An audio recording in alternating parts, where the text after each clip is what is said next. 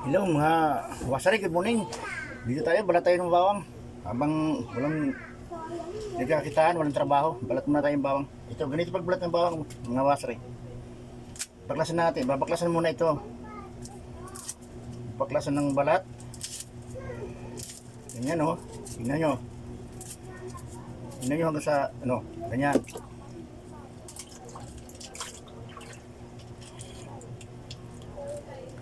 Baklasan ng balat na ibabaw, tapos ibabad sa tubig.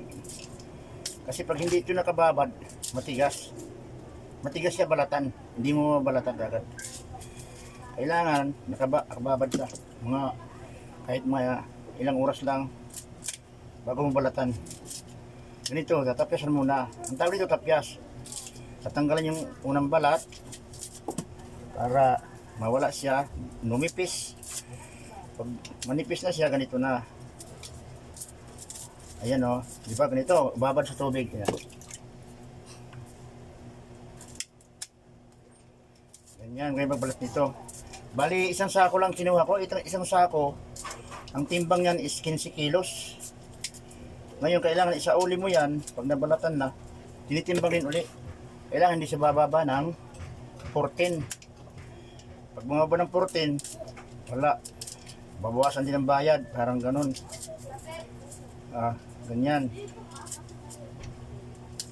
Ganito pagbalat dito ng bawang. Dito sa amin, sa Basico, dito sa amin barangay, halos 40% ng tao nagbabalat dito. Kasi, yung halimbawa, yung asawa kahit may trabaho, hindi gaanong kalaki ng sweldo, ito pang alalay ito. Kasi ito, yung isang sako, ang bayad nito is 130. 130 pesos ang bayad nito, mga wasari. Diba, malaking tulong na rin yun. Pang araw-araw na gastusin. Kaya 40% ng tao dito sa amin sa Basico ay nagbabalat ng bawang. Malaking makakatulong din sa panggastos sa araw-araw. Kaya itong gawin ko ngayon, umaga, balat muna, tapos pag nakababad na, mamaya balikan uli para tanggalan na ng balat. Talaga. As in, wala na talagang balat.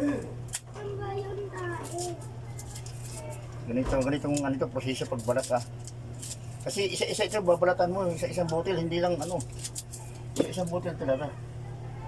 Bawat botel may babalatan mo, as in, wala talagang balat. Ibabalik mo, hindi katulad nito. Yan, may balat, di ba? Ganito. Babalatan mo talaga to. Tanggalin mo yung balat lahat. Mamaya makikita nyo yung ito, yung finish finish na balatan na. Pakita ko rin sa inyo mamaya.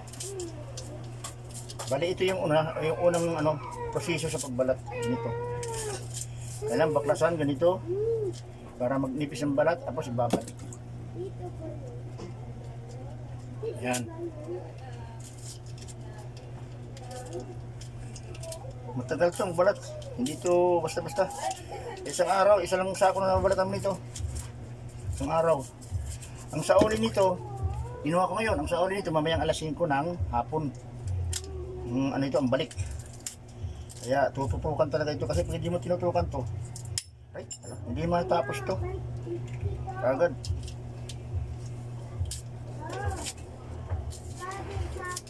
Kailangan tutok ka talaga magbalat nito. Kasi just imagine, isa-isa babalatan mo. Dami nito, isang sako. Ayan isang sako yan.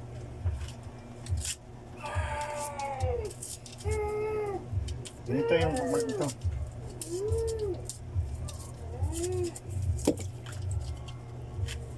Tapos, ako nagbabalat, nagkakape. Kape, ako nagbabalat. Kape muna.